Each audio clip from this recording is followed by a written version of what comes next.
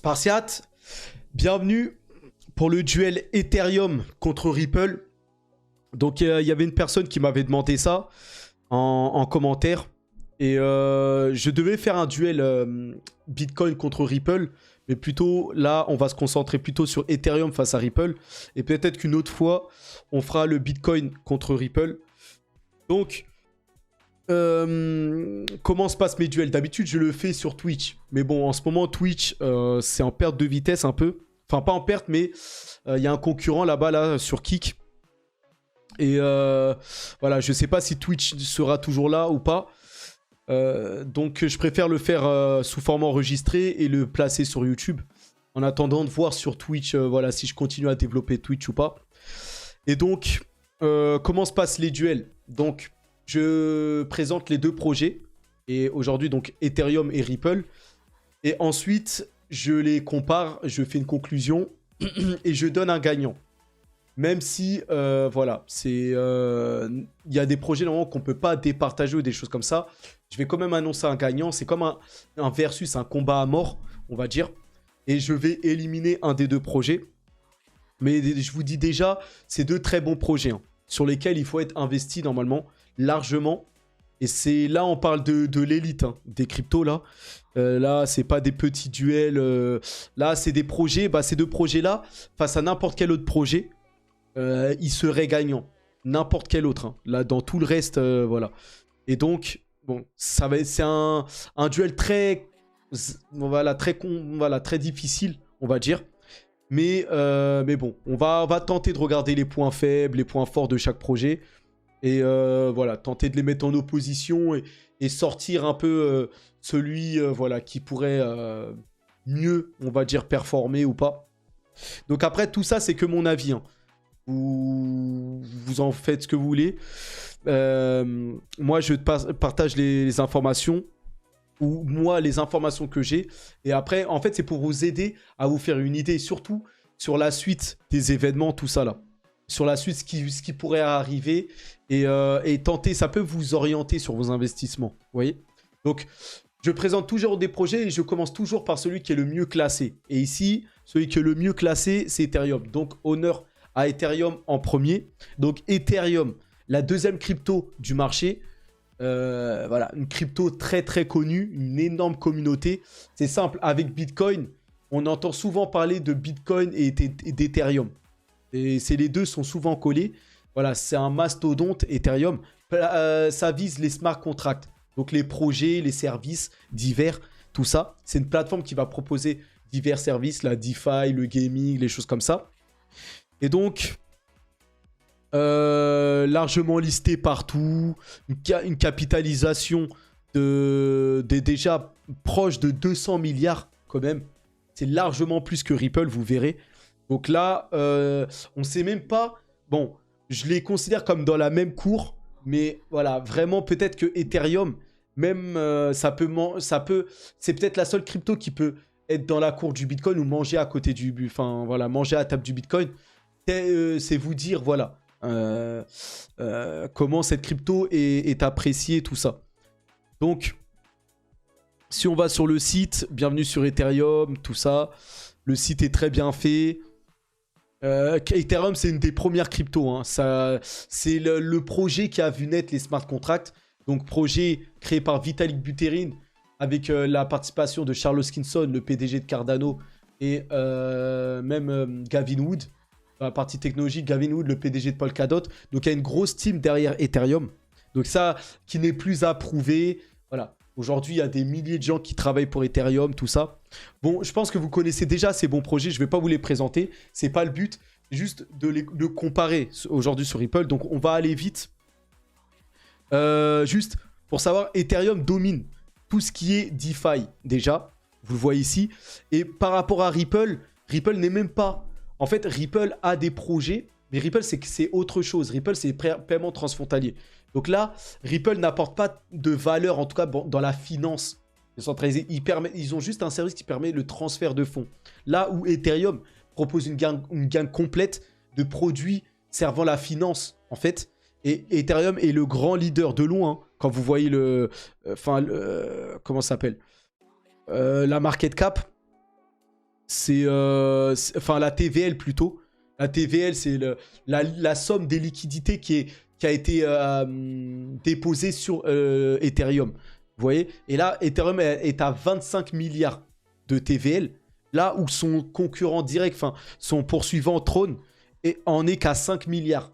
Donc Ethereum a 20 milliards de liquidités de plus. Et ensuite, après, c'est plutôt serré. 5 milliards, 3 milliards, 2 milliards. Vous voyez? Mais en tout cas, Ethereum domine largement la DeFi. Et aussi, vous avez une armée de Layer 2 d'Ethereum. En l'occurrence ici, Arbitrum, Polygon et Optimism, qui dominent quasiment. Sachant que BSC et aussi Binance Smart Chain va maintenant migrer sur Optimism, un des Layer 2 d'Ethereum. Donc là, voilà, même BSC, on peut le considérer comme futurement un réseau à part entière d'Ethereum. Et donc tout ça, c'est des Layer 2. Ces réseaux-là, c'est des réseaux qui sont incrustés à Ethereum. C'est vous dire la part de marché d'Ethereum. Vous voyez? En tout cas, dans la DeFi ici, mais pas que. Aussi, dans les NFT, où Ethereum domine largement. Ethereum était toujours le grand dominant avec Solana. Et depuis peu, Bitcoin a largement s'est rattrapé avec la vague là, les nouvelles normes de jetons BRC20 avec les ordinals. Bitcoin a largement fait le buzz et Bitcoin est venu rafler la deuxième place et a éjecté Solana et se place maintenant deuxième, mais derrière Ethereum qui est très très loin devant.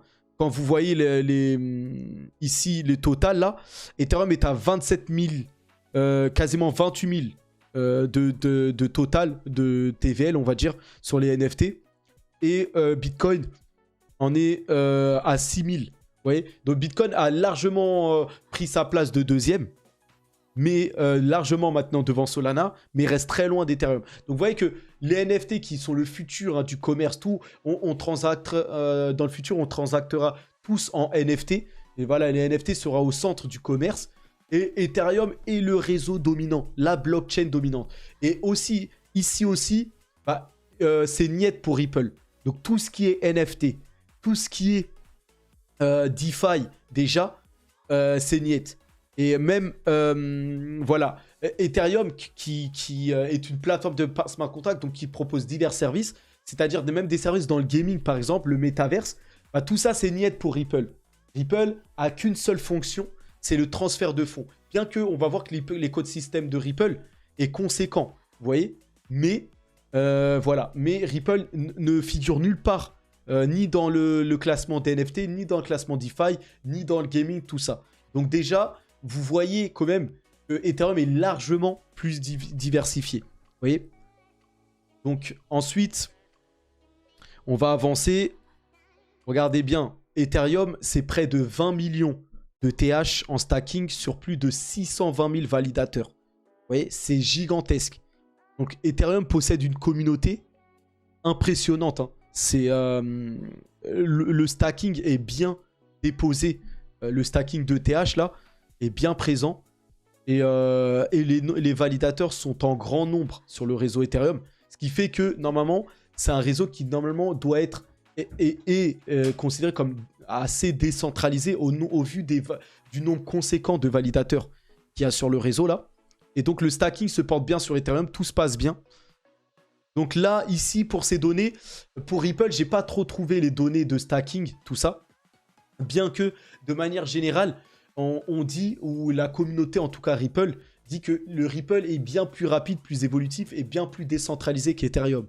Donc, je sais pas après comment comparer ça. J'ai pas de données par rapport à la décentralisation de Ripple. Mais en tout cas, pour ce qui est d'Ethereum, c'est considéré comme largement plus décentralisé que ses concurrents, puisque Ethereum a plus de validateurs. Vous voyez? Donc c'est vraiment...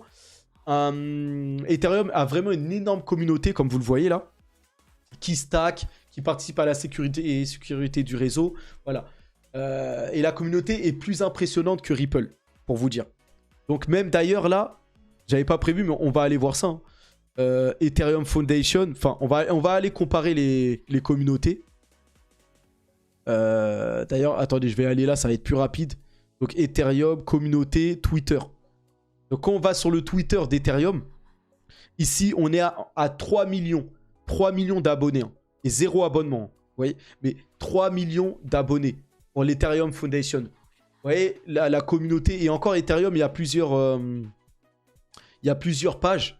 Donc, vous voyez, donc pour ce qui est de Ripple, on va aller tout de suite, comme ça, je n'oublierai pas, communauté. Hein, la communauté devrait être moins forte. Donc voilà, c'est proche. Bon, c'est proche. Ça vous donne le... Voilà, 2,6 millions. C'est gigantesque. Là, c'est pour Ripple. Hein. Donc, ils ont à peu près les mêmes communautés. Et Ethereum en a 400 000 de plus sur Twitter. Et c'est des grosses communautés, comme vous le voyez là. Donc là, on parle de mastodonte. Hein.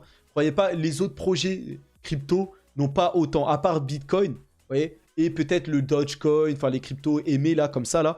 Mais en dehors de ça, quasiment aucune crypto fait aussi bien en termes... Même n'atteint le million de followers, vous voyez. Donc vous voyez bien que c'est très très conséquent là. Et donc, on avance. Alors, je sais pas si... Voilà, c'est ça que je voulais mettre. Donc voilà, une grosse communauté pour Ethereum. Donc on avance. Aussi, le nombre d'abonnés de Bitcoin et Ethereum explose sur Reddit. Donc Reddit, c'est une plateforme communautaire, un forum le plus connu aux États-Unis. Et Reddit, c'est connu dans le monde entier. C'est une plateforme où il y a des communautés qui parlent de tout et de rien, de divers sujets, tout ça. Et là, bah, Bitcoin et Ethereum sont largement... déjà, sont séparés, on va dire, des autres cryptos. Et sont largement... plus connus et plus discutés que les autres cryptos. Et Ripple, même que Ripple. Donc, on voit bien ici... Là, ça, c'est le premier point que je voulais vous souligner.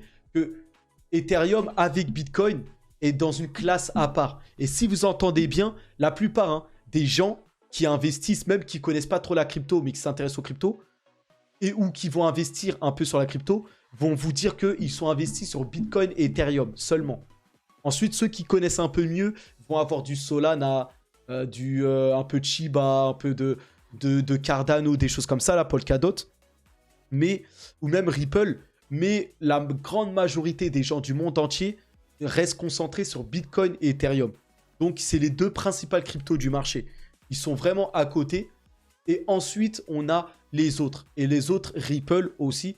Et Ripple est moins dans la lumière parce que c'est plus institutionnel. Alors que Ethereum, c'est plus grand public. Voilà, ça sert les particuliers, les choses comme ça. Vous voyez? Donc, quand même, je ne suis pas encore passé sur Ripple là. Mais quand même, on voit déjà que Ethereum, c'est vraiment à part. Hein. C'est vraiment, même en termes de communauté, c'est vraiment plus gros déjà. Vous voyez? On va aller voir ensuite les points forts de Ripple. Aussi, parce que les cryptos, c'est international. Hein. On pourrait dire qu'Ethereum est américain au vu de ses validateurs là. Lido, Coinbase, tout ça. Mais Ethereum, non seulement est réputé en Occident, tout ça, mais... est largement préféré. Là, c'est des articles qui datent d'il n'y a pas longtemps, hein, qui datent d'il y a un mois ou deux, maximum. Et en fait, la Chine commence à devenir leader dans les cryptos. L'Asie, tout ça. Et Ethereum est non seulement adopté partout dans le monde, mais surtout dans les pays comme la Chine, là, les prochains pays leaders en termes de finances.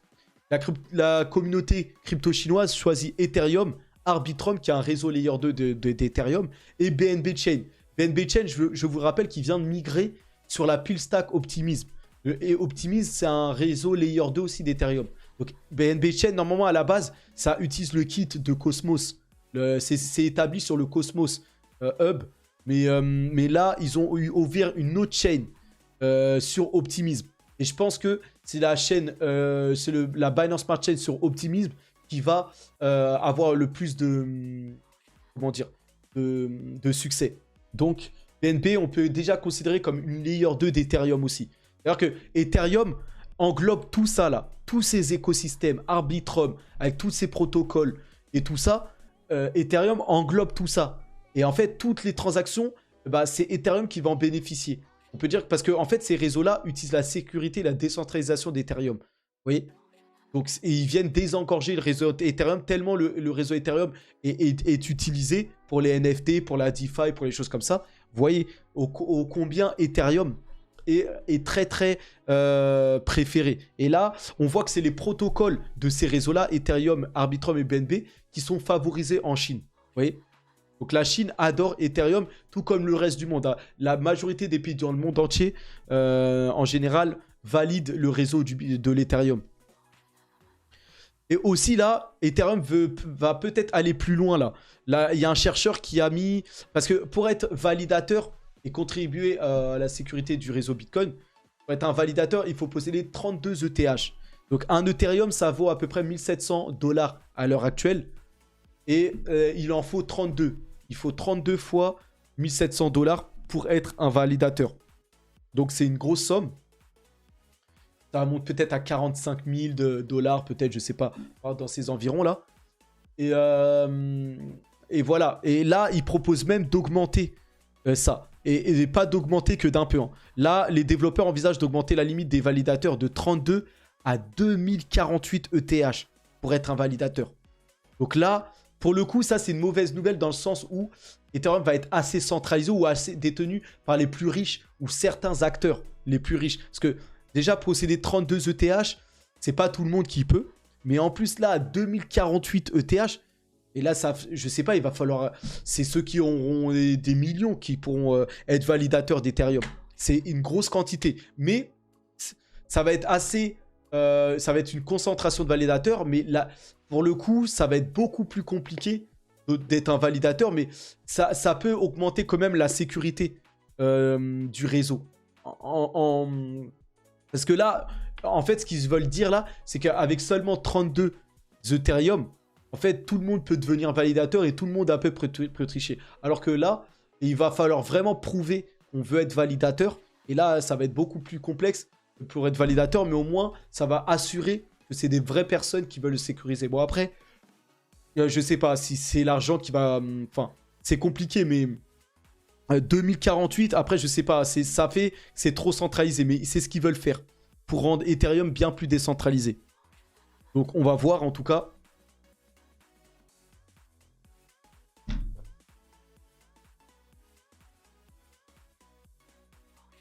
Donc la capacité maximale des validateurs d'Ethereum va-t-elle bientôt exploser? Donc il y a des chances hein, que ça monte jusqu'à 2048. Waouh! Mais c'est possible hein, que des gens possèdent au moins 2048 Ethereum. Et là, ce serait des institutionnels, des choses comme ça là.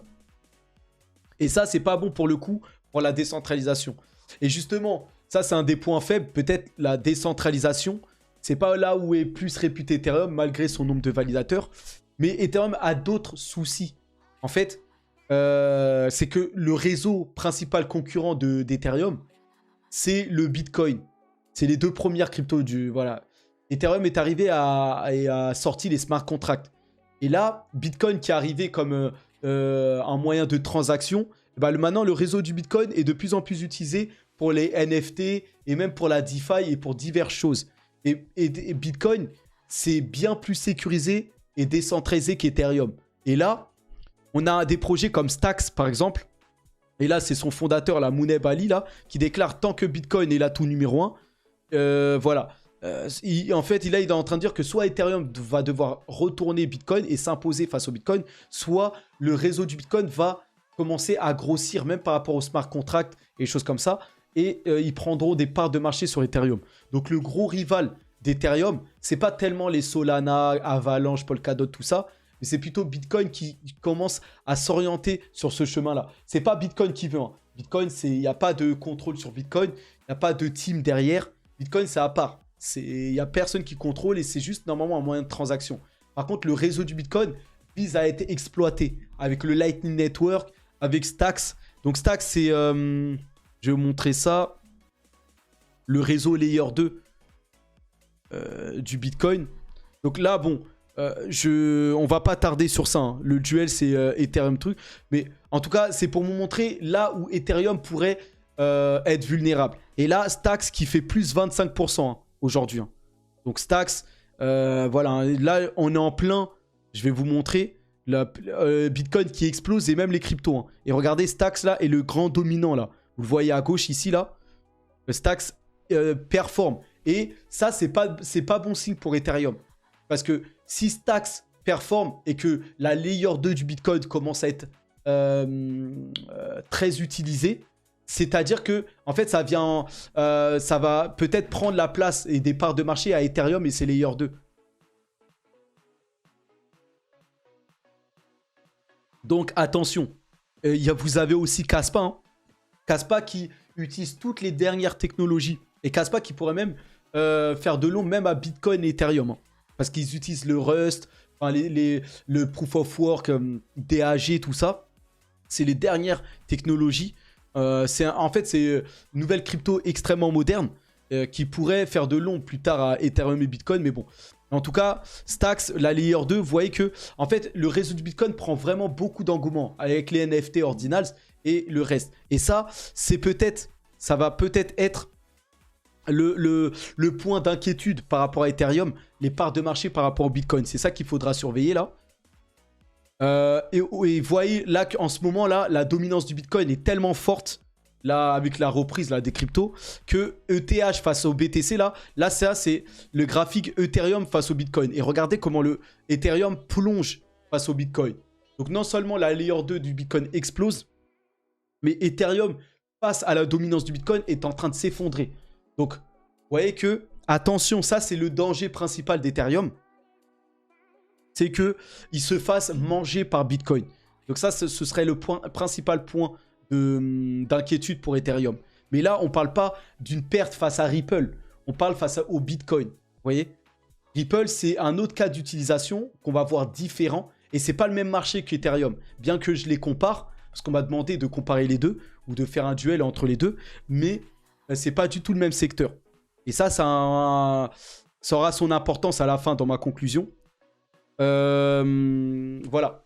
Après, Ethereum, tout reste à faire. On a une armée de Layer 2, mais vraiment, il y a une dizaine de Layer 2 très prometteurs.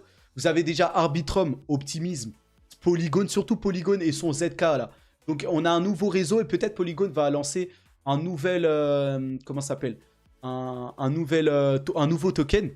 Mais le Polygon ZKVM risque de s'imposer, hein, même par rapport à tous les autres Layer 2.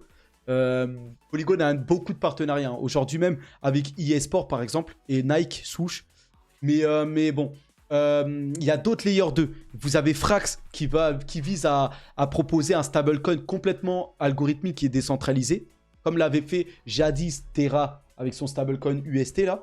Frax va se concentrer sur les stablecoins décentralisés, mais Stacks veut créer un réseau Layer 2 et vous avez Coinbase qui a lancé son réseau Base. Donc son réseau Layer 2 sur Optimism.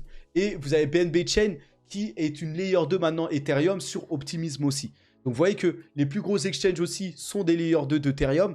Voilà. Et en plus de Arbitrum, Optimism et Polygon, vous avez Starknet qui est prometteur. Vous avez ZK Sync, vous avez Scroll. Voilà, vous avez Metis DAO, Loopring. Voilà. Une quantité de Layer 2, une armée de réseaux qui viennent désengorger Ethereum. Vous voyez? Donc Ethereum est bien... on va dire est bien en place avec toutes ces Layer 2 et en plus ces Layer 2 commencent à prendre le pas sur les autres Layer 1 on va dire concurrentes. Donc les concurrents d'Ethereum là, les autres Layer 1 et les autres plateformes de smart contract, Avalanche, Polkadot, Cosmos, Tezos, Harmony, Cadena, toutes ces Layer 1 aujourd'hui vous le voyez dans les volumes de transactions sont faibles face aux Layer 2, face au simple Layer 2 d'Ethereum. Donc Ethereum prend de l'avance avec ses Layer 2 face à toute la concurrence là. Vous voyez? Par contre, il y en a qui tirent leur épingle du jeu et encore très peu. On peut tirer quand même Solana. Donc Solana, quand on compare, Solana sort du lot par rapport aux autres Layer 2. Je voulais quand même le souligner. Solana peut avoir sa chance encore. C'est l'un des rares Layer 1 qui peut être leader demain dans un monde futur. Les autres, ça commence à être de plus en plus difficile, comme Cardano, Polkadot. Mais là, ici, ça date d'aujourd'hui même. Hein. On est le 20 juin et on voit que l'activité NFT de Solana. Donc là, on parle des NFT. Solana domine vraiment dans ce secteur, bien qu'il se soit fait dépasser par Bitcoin. Mais l'activité de Solana NFT a doublé au mois de mai, avec 60 000 transactions par jour. En comparaison, l'activité NFT d'Ethereum est tombée voilà, à 20 000 transactions par jour. Donc, soit 100 000...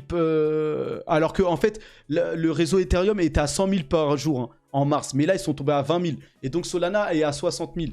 Donc, en ce moment, Ethereum et comme Polygon, là, sont à 20 000 chacun, alors que Solana est à 60 000. Les transactions quotidiennes, là. Donc, Solana domine, là, en termes d'NFT. En tout cas, ces derniers jours. On va observer ça.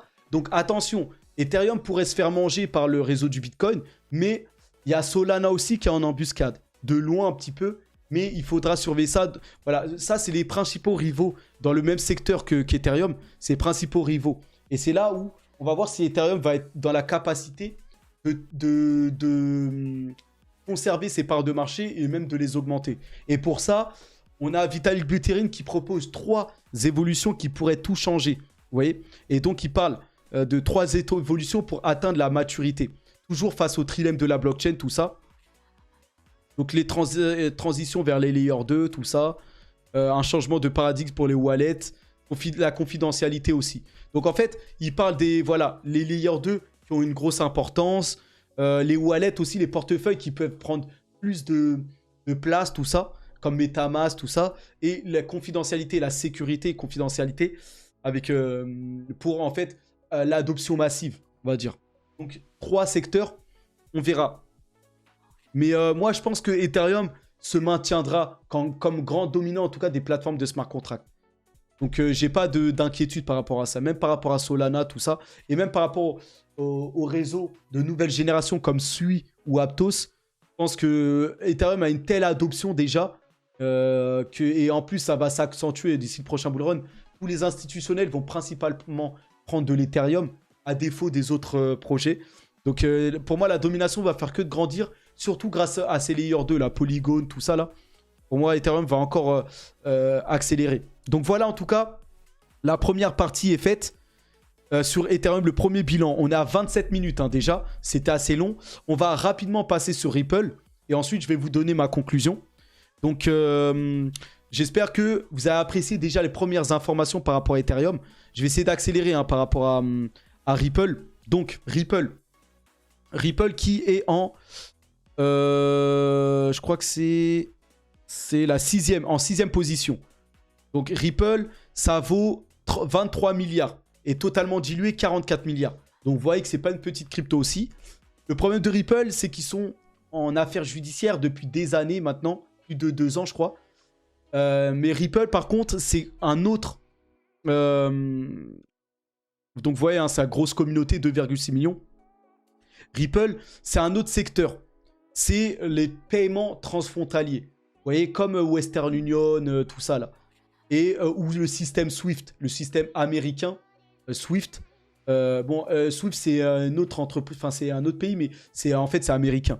Mais c'est pour les paiements transfrontaliers, instantanés, tout ça. Et Ripple est pionnier dans ce secteur-là. C'est-à-dire que c'est pas les autres qui dominent, c'est ni Bitcoin ni Ethereum, c'est Ripple qui est le grand. Et Ripple a un moat, c'est-à-dire une avance dans ce secteur technologique qui est assez incroyable. Vous voyez? Et là, Ripple a des partenariats énormes. Par exemple, Tranglo, là, c'est... Voilà, je vais vous ouvrir ça. Je sais pas si... Tranglo, je vais vous montrer ça. Alors, on peut pas. Mais Tranglo, c'est un gigantesque partenaire en Chine ou en Asie, là. Voilà. Et Ripple a des partenariats avec les banques de quasiment toutes les... dans le monde entier. On va aller voir ça. Mais voilà, c'est des paiements transfrontaliers, de la liquidité cryptographique. Donc, ils vous fournissent de la cryptographique et aussi les CBDC. Et ça, il faut savoir que Ripple possède la nouvelle norme ISO 222. En fait, et ça, c'est la nouvelle norme moderne. Et Ripple est pionnier. Et en fait, Ripple a même sorti une plateforme. On va aller voir ça à la fin. Donc, Ripple vise ces trois secteurs-là et est vraiment dominant. Là où Ethereum est une plateforme de smart contract, mais Ethereum a au moins une dizaine, si ce n'est pas une vingtaine, une trentaine de blockchains layer 1 concurrentes, en fait, où elle perd des parts de marché, mais que minimes. Hein. Les autres ne sont pas au niveau d'Ethereum. Ethereum a quand même une grande avance, mais Ethereum doit faire avec d'énormes, on va dire, concurrents. Enfin, un grand listing de concurrents. Là où Ripple a aucune concurrence. Il y a un autre projet qui s'appelle Stellar, Mais Stellar, c'est plus, ça vise un peu plus les particuliers, mais c'est beaucoup plus petit.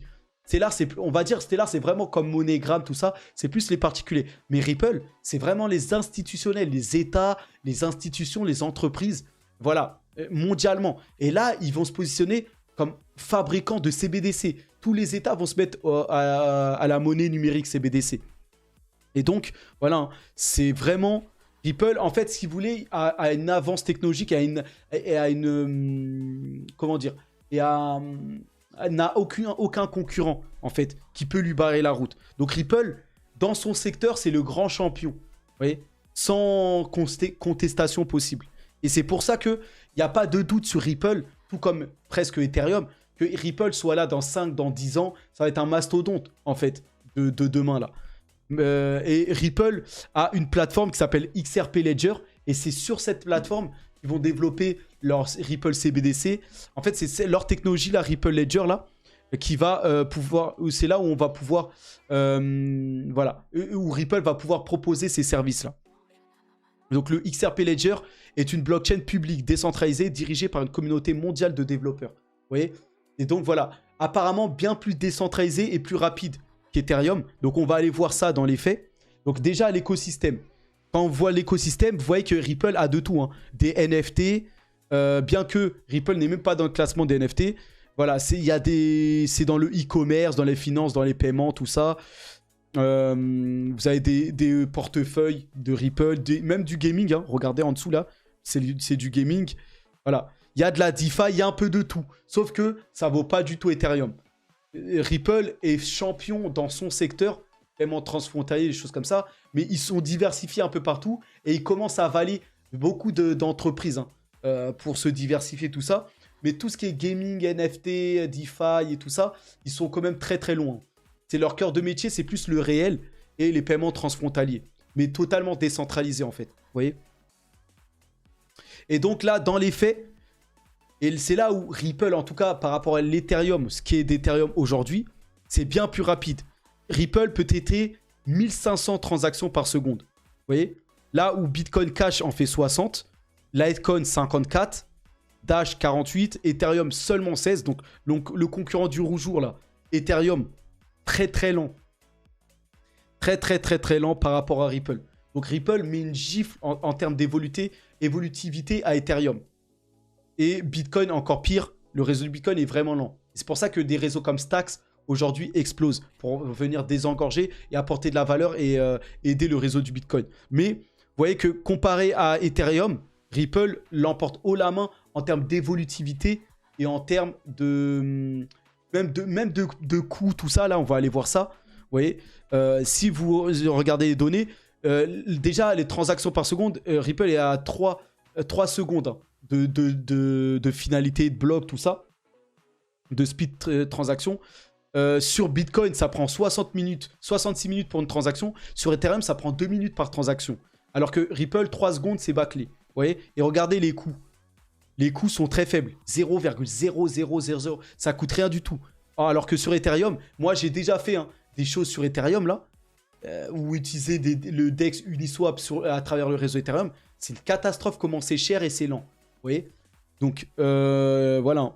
Ethereum, voilà les transactions. Bon, il y a plein de données, hein. Vous avez celle-là aussi. C'est à peu près la même chose.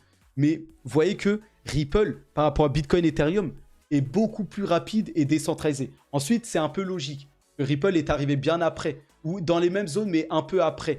Et donc, ils ont développé une infrastructure un peu plus évolutive et rapide que Bitcoin et Ethereum. Donc, en soi, j'ai envie de vous dire là, Ripple l'emporte haut la main, mais j'ai envie de vous dire là, ça s'annule. Pour ce qui est d'Ethereum, le fait que Ripple soit beaucoup plus rapide, bah, on va pas le constater. De toute façon, ils sont pas dans le même secteur. Mais en fait, comme je vous l'ai dit là, ici, vous voyez que... Attendez, bah, je vais rentrer dans ça là. Mais si je vous montre les réseaux Layer 2 justement d'Ethereum là, pallie en fait les carences d'Ethereum là. La lente vitesse d'Ethereum aujourd'hui est palliée. Et quand vous regardez les TPS là, d'Optimism, Polygon et Arbitrum, bah justement c'est bien plus rapide que Ripple. Vous voyez? Donc en fait, et ça c'est, on va dire, c'est les soldats, on va dire c'est les bras droits d'Ethereum. Polygon, Arbitrum, Optimism, ils sont bien plus rapides que Ripple. Hein. 65 000 transactions, là où Ripple fait 1500 transactions par seconde. Les finalités de bloc, bon après, là, le block time, c'est à peu près comme Ripple. Et après, les coûts, c'est encore... Il y en a pour le coup, c'est peut-être moins cher ou l'équivalent de Ripple. Donc, ce qui fait de Ripple un peu plus rapide qu'Ethereum, aujourd'hui, ça ne sert pas à grand-chose. Mais malgré ça, vous voyez que malgré les coûts que Ripple soit plus rapide et tout, Ethereum est largement plus utilisé même que Ripple, bien plus adopté.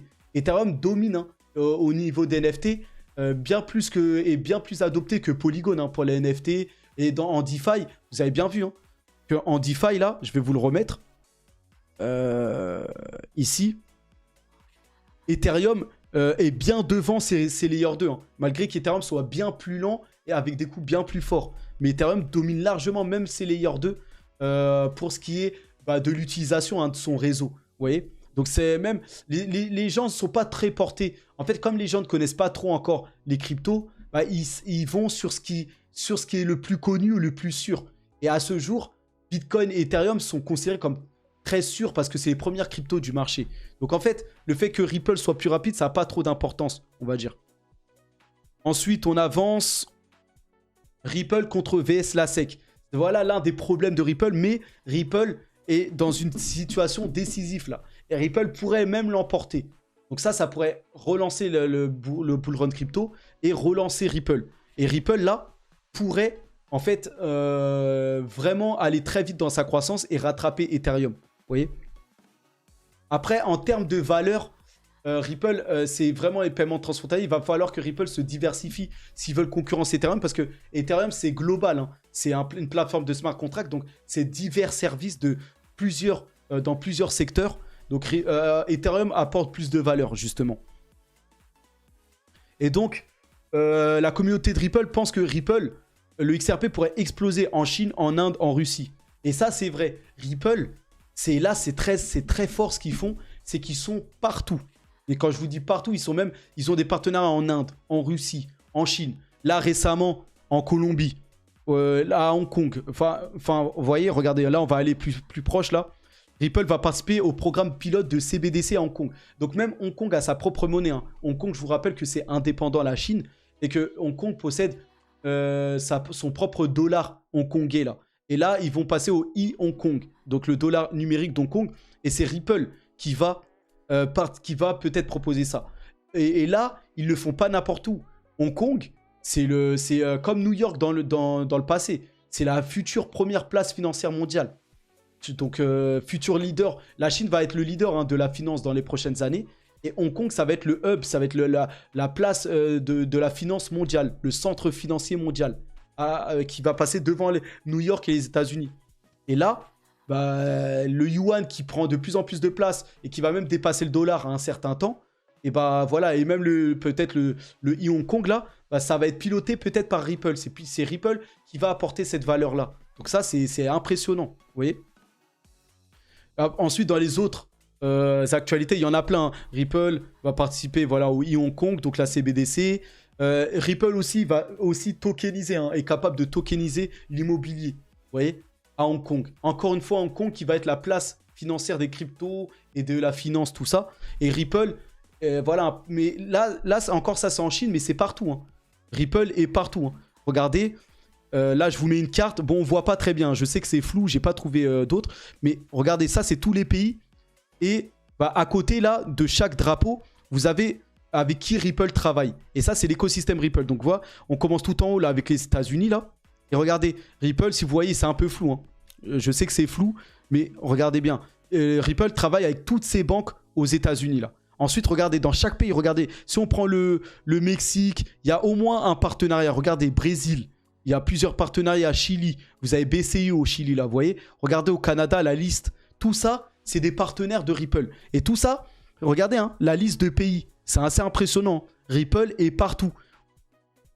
Même en Suède. Hein. Suède, regardez, en Chypre, en Belgique. Ils ont au moins une petite banque par-ci, par-là. Dans chaque pays du monde. Donc, Ripple, en fait, a marqué de son empreinte l'ensemble du système mondial. Bien qu'il soit en procédure judiciaire, ça c'est surtout aux États-Unis. Mais c'est important, hein. Les États-Unis, ça reste la première place financière financière mondiale, c'est le pays le plus puissant, tout ça. Donc c'est important ce qui se passe aux États-Unis, mais Ripple est déjà placé partout. Et Ripple va être la norme où toutes les transactions financières en devises vont passer dans le futur. Ou la plus grande part, en tout cas. Stellar a une petite part, mais voilà, la grande majorité institutionnelle, c'est Ripple qui détient tout ça. Et là, Ripple détient tout ça pour lui tout seul. Hein. Vous voyez, c'est pas comme Ethereum qui se partage un peu la DeFi, les choses comme ça avec les autres réseaux, bien qu'Ethereum soit en avance. Là, Ripple, c'est vraiment dans tous les pays et partout. Hein. Là, vous voyez, là, il y a une première liste de pays, mais il y en a encore. Hein. Là, je descends encore. Ah non, là, c'est les mêmes listes. Non, c'était la même chose. Donc voilà. Mais en tout cas, voilà. Plusieurs pays, hein, même des pays pas très connus. Hein. Lituanie, là, Ukraine, voilà. Donc en fait, c'est assez impressionnant. Et donc regardez, hein, même en Colombie, la Banque centrale de Colombie, ça c'est la dernière actualité, c'est du 15 juin 2023, donc il y a 5 jours. La Banque centrale de Colombie va tester la plateforme CBDC de Ripple. Donc Ripple va proposer CBDC à Hong Kong, en Colombie et dans plein d'autres pays dans le monde. Et CBDC, ça fera partie de notre paysage hein, dans les devises financières dans le futur. Tous les pays vont faire leur CBDC. Vous voyez, c'est vous dire, Ripple c'est très large. Hein. C'est voilà, mais ils sont plus dans le monde réel. Pas trop on-chain encore, mais dans le monde réel, Ripple domine très fortement. Vous voyez? Donc voilà, Ripple dévoile une plateforme CBDC pour le gouvernement, tout ça. Donc voilà. Hein. J'en ai quasiment fini maintenant. Je vais vous donner ma conclusion là, par rapport à tout ça. De ce que j'en pense. Parce qu'il faut bien... Je donne un gagnant, mais après, voilà. Moi, Ripple et Ethereum, c'est deux cryptos qui font partie de mes plus gros bags aujourd'hui. J'étais all-in. Je rappelle que maintenant, je suis diversifié. Et Ripple, c'est ma plus grosse position. Et Ethereum, pas loin avec toutes ces layers 2. Ça, il n'y a pas de doute. Enfin, même si là, je donne un gagnant là, entre les deux, là, ça ne veut pas dire qu'en fait, le projet que j'ai pas... que j'ai éliminé, on va dire aujourd'hui là, ou que je considère comme moins bien, ou que voilà, peut-être qui a moins de chances de succès, ou des choses comme ça, ça veut pas dire que il faut l'éliminer, il faut pas investir dessus. Au contraire, ça c'est les meilleurs investissements que vous pouvez faire dans la crypto aujourd'hui, c'est Ethereum et Ripple, avec Bitcoin aussi. Voilà, ça il n'y a pas de doute, c'est les meilleurs cryptos hein, du marché. Maintenant, pour les comparer et pour donner un gagnant, en fait, bon, ils ont chacun leur secteur. Maintenant, moi, ce que j'en pense, hein, après ça, c'est mon avis personnel. Mais bien que ils ont... En fait, si vous voulez, ça vient à ce que je disais au début de la vidéo où j'étais en train de présenter Ethereum. En fait, Ethereum, en fait, c'est une cour au-dessus. On va dire, c'est la cour juste devant là. En fait, c'est à côté de Bitcoin. Mais Ethereum, en fait, c'est déjà adopté quasiment partout dans le monde. Et en fait, ces layers 2 vont tisser des toiles partout dans le monde. Là où Ripple, en fait, Ripple, bien qu'il soit grand dominant dans son secteur, en fait, c'est quoi Ripple, c'est quoi? Ce qu'il propose là, Ripple, c'est les paiements transfrontaliers. Mais on ne sait même pas comment va être dessiné le paysage. En fait, tout est en train de se redessiner. Vous avez les BRICS qui vont faire une nouvelle monnaie, là. BRICS New Bank, là. New Bank Développement. Les BRICS, eux, vont faire une nouvelle monnaie, là. Vous voyez? L'Argentine avec le Brésil sont en train de faire une nouvelle monnaie pour l'Amérique latine. Vous avez les CBDC qui arrivent. Vous avez Bitcoin pour les paiements. En fait, on ne sait même pas comment vont se passer les transactions demain. Est-ce que ça va être les paiements transfrontaliers comme le système SWIFT avant, ou est-ce que maintenant on peut, parce que à ce jour, maintenant on peut payer en Bitcoin, on peut avoir une transaction d'une personne qui est en Australie et une personne qui est, je sais pas moi, au Japon, bah, les deux elles peuvent se faire des transactions en Bitcoin. Donc la valeur qu'apporte Ripple, je sais pas si ça va être la norme de demain. Et il n'y a pas Ripple, après vous avez aussi Quant Network, mais Ripple en fait, bien qu'ils vont proposer des CBDC, mais en fait chaque État, par exemple, au Royaume-Uni, ils ont choisi Quant. Et en fait, même Ripple n'est pas sûr d'avoir tout le marché mondial hein, des CBDC. Et je ne suis pas sûr que Ripple soit, en fait, leur proposition de valeur soit, bien que ça soit quasiment sûr, mais en fait, il y a d'autres moyens de faire des transactions aujourd'hui dans le monde, même avec les autres cryptos, tout ça. Alors que Ethereum, on voit hein, qu'ils prennent le large là, et que Ethereum, on voit que ça va être le grand dominant pour les services, les NFT, les choses comme ça. Voilà. Donc, bon, vous me voyez venir, mais en fait, les peu d'arguments où Ripple peut se targuer face à Ripple, face à Ethereum, là où il est plus rapide et tout ça, bah ça déjà, c'est annulé par les layers 2 d'Ethereum. Aujourd'hui, ça, c'est pas un problème. Même les gens utilisent Ethereum malgré que ce soit lent et coûteux.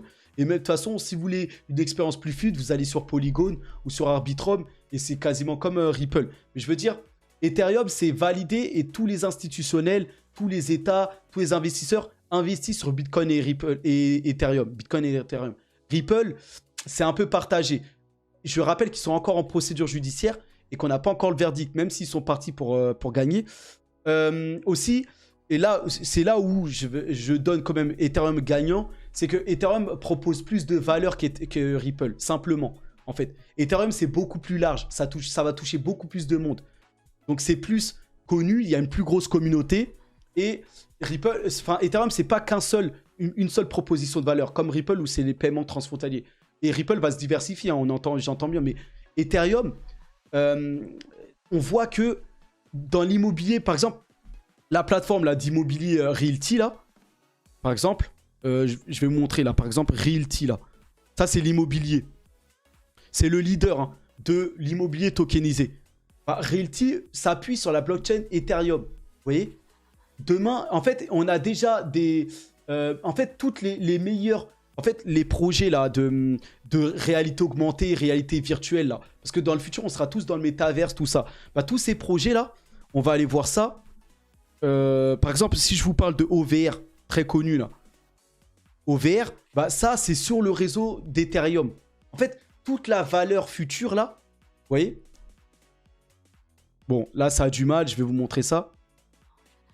Voilà. Vous voyez, tout ce qui va être réalité augmentée, tous les jeux, là, bah, tout le métaverse, Ethereum s'est accaparé tout ça. Même les gaming, hein, tous les jeux gaming, là, Illuvium, et tous les jeux, en fait, vont s'appuyer sur Immutable X, qui est une layer 2 d'Ethereum, ou Polygon Matic. Par exemple, quand on regarde les layer 2, là, Polygon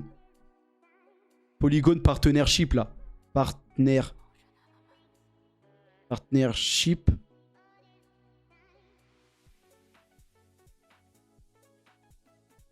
Je vais vous montrer ça là, par exemple. Parce qu'on peut incruster Polygon comme faisant partie hein, des... Regardez, toutes ces marques là, toutes ces marques sont construites sur Polygon. Et donc, en gros, sur Ethereum en vrai. Puisque Polygon va être ZKEVM. En fait, Polygon s'appuie sur le réseau d'Ethereum. Et Ethereum, en fait, on peut dire que c'est déjà accaparé toutes les marques qui vont pas disparaître. Hein. Ça, c'est des marques leaders. En fait, ces marques-là vont se mettre en mode Web 3 avec les NFT, les choses comme ça. Bah, toutes ces marques, cette valeur-là, ces services-là, Starbucks, les cafés, Nike, les vêtements, tout ça, ça sera bientôt sur la blockchain. Et certainement sur la blockchain Ethereum. Quelques-uns sur Solana, mais voilà. Mais la majorité... s'appuie, même Reddit, même les forums, ça va être sur Ethereum. Robinhood, les plateformes, en fait, de courtiers. Vous voyez comment... En fait, c'est... voilà, là, on voit mieux ici, là. Mais vous voyez, même Disney+, tout le métaverse de Disney Future, Coca-Cola, toutes les NFT Coca-Cola, regardez Meta, les NFT là, de Meta, Instagram, en fait, tout ça, même les grosses marques de luxe, de voitures, Bentley, les marques de football, le football US, football européen, voilà. En fait, tout est sur Polygon. En fait, Ethereum apporte beaucoup plus de valeur que Ripple dans le monde. Beaucoup plus de services, tout ça. Et c'est pour ça que je mets Ethereum comme grand gagnant, on va dire. Voilà. Face à Ripple, bien que je vais largement investir sur Ripple. Et les deux sont des projets. Parce que Ripple, il n'y a pas de concurrent de Ripple sur le marché. En tout cas, pour les CBDC, les paiements transfrontaliers, il n'y en a aucun. Mais à ce jour, Ethereum, là, c'est vraiment une pépite. Et donc, il va... Voilà, et pour moi, Ethereum est plus sûr à ce jour que... Voilà, c'est comme Bitcoin. Ethereum, Bitcoin, c'est deux projets où tout le monde entier va investir dessus. Et ensuite, il y a les autres altcoins et Ripple. Donc, voilà. Grand gagnant, les amis, Ethereum. Enfin, grand gagnant, j'ai envie de dire, par rapport à Ripple, en gagnant d'une marche, on va dire. Vous voyez? Donc, voilà. J'espère que vous avez apprécié ce contenu. On est quand même à 50 minutes. Donc, vous me direz ce que vous en pensez. N'hésitez pas hein, à partager en commentaire si vous êtes d'accord ou pas. Et voilà, on se retrouve pour d'autres vidéos, tout ça. D'autres analyses, tout ça. Donc n'hésitez pas aussi à me donner d'autres idées de live, de versus que vous aimeriez voir, tout ça. N'oubliez pas que je vais passer public bientôt. C'est-à-dire que je montrerai mon visage. Enfin, je vais pour élargir la chaîne, pour faire des interviews avec d'autres youtubeurs crypto, des choses comme ça. Et je vais changer de branding. Hein. Je vais me rapprocher plus de la géopolitique aussi. Parce que j'ai remarqué que j'adore ça aussi. Géopolitique, crypto, de toute façon, ça se marie aussi. Donc voilà, Spartiate, merci à tous. Hein. Force à nous et on se retrouve. Hein. Allez, à plus.